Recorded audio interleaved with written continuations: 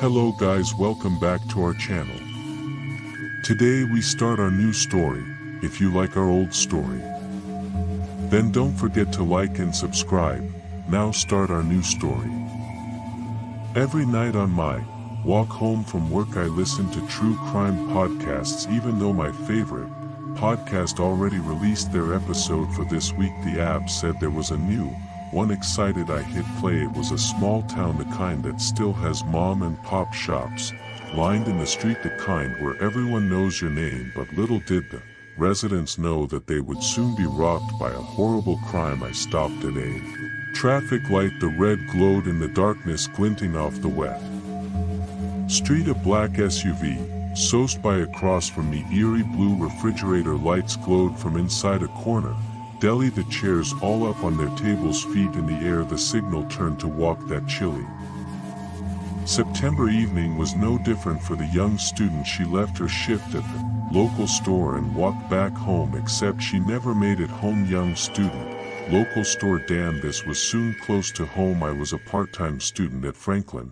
Community College and worked at the local convenience store, and of course I was walking home. I glanced behind me, looking at the alleyway behind Alessandro's Pizza, which was dark except for the neon light spilling from the sign. Her boyfriend reported her missing. The next day the town conducted a volunteer search, and after 2 days they found something. Dread formed in my stomach, anticipating a body, but what he said next was so much worse. Washed up on the shore of Warrington Lake they found a pair of size N red Converse sneakers. I stopped and looked down at my red Converse sneakers, damp from the rain. What the hell? My heart began to pound. The shoes were sent to a forensic analysis who would compare its wear patterns to another pair of her shoes to try and determine if they belonged to the victim.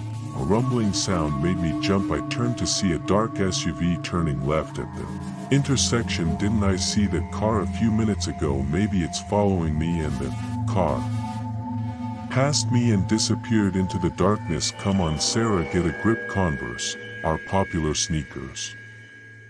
A little out of fashion, but still 9 is a common woman's shoe size. And what college student doesn't have some sort of job? What, you think you're listening to some kind of prophecy of your own death? Yeah, right. After a few weeks, the results came back. The analyst was certain the shoes belonged to none other than Sarah Campbell. The blood drained from my face. Sarah Campbell, my name. What the how? I didn't have time to think. I forced myself to move. I broke into a run. The small shops turned into a colorful blur. Searching the lake came up empty without a body. A crime is hard to solve, but police didn't give up, and finally a witness came forward. Someone had seen a car parked at the lake that night around 2 a.m. A black SUV with darkened windows. No, what the hell is going on? I whipped around.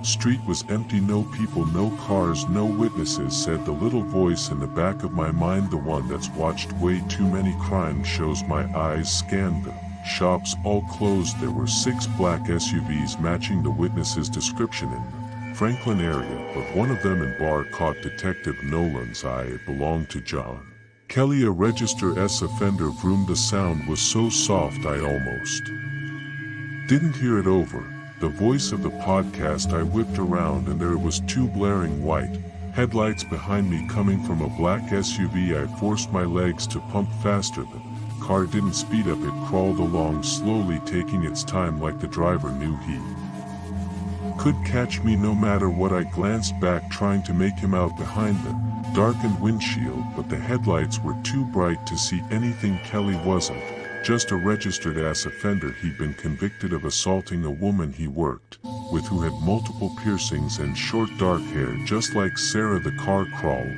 down the road, stalking me like a lioness stalks her prey. A beard left onto our dark residential street. Just a few more steps. Headlights flashed across me, illuminated my running shadow on the pavement.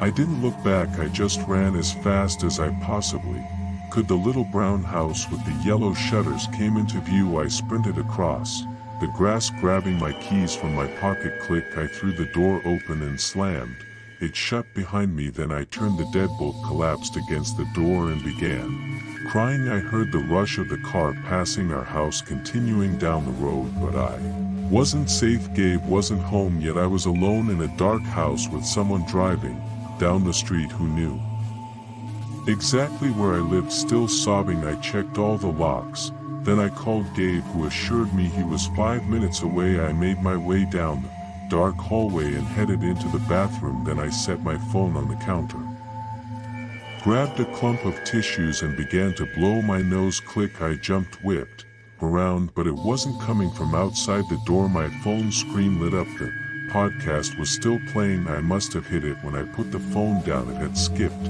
several minutes forward according to the play indicator. What do you think happened? To Sarah, the baritone voice asked. I reached for it to turn it off. Well, she told me she wanted to run away before I stopped dead. It was Gabe's voice, clear as day, coming from the speakers. She did. Why? The voice asked. She wasn't happy with her grades, her job, her parents. She told me sometimes she'd dream of just moving to some random state and leaving no all behind. I froze, staring at the mirror. I never said that, never. Gabe was lying. I mean, that was hurtful to me as our boyfriend. You know, I thought we were going to get married someday, but apparently she didn't feel the same way.